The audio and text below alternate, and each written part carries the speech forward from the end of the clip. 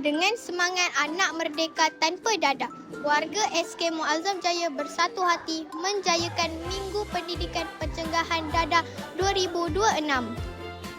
Minggu PPDA 2026 dimulakan dengan majlis pelancaran.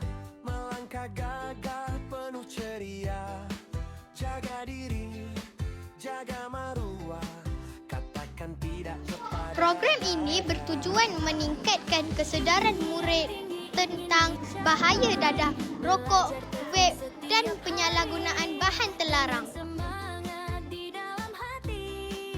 Masa depan pasti berseri.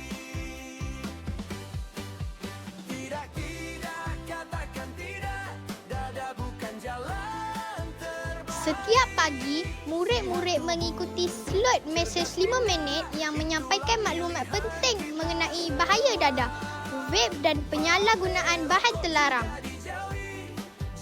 Penyampaian yang ringkas, interaktif dan mudah difahami membantu murid-murid mengenali risiko serta kepentingan membuat pilihan hidup yang sihat.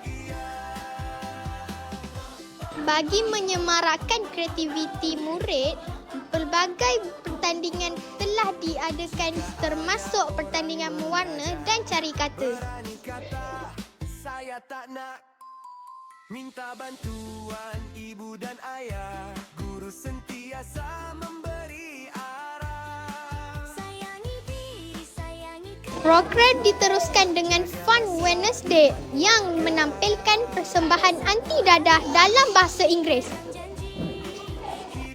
Setiap persembahan menyampaikan mesej positif yang mengajak rakan-rakan menjauhi dadah dan menghargai masa depan. Kreativiti murid terus menyerlam melalui pertandingan cipta lagu anti dadah. Bakat, kreativiti dan nilai murni digabungkan dalam karya yang membanggakan. Suara merdu bergema di seluruh sekolah menerusi pertandingan nyanyian anti dadah.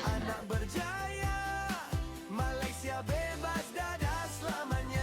Tahniah dan syabas kepada semua guru, murid serta warga SK Muazzam Jaya yang telah menjayakan Minggu PPDA 2026.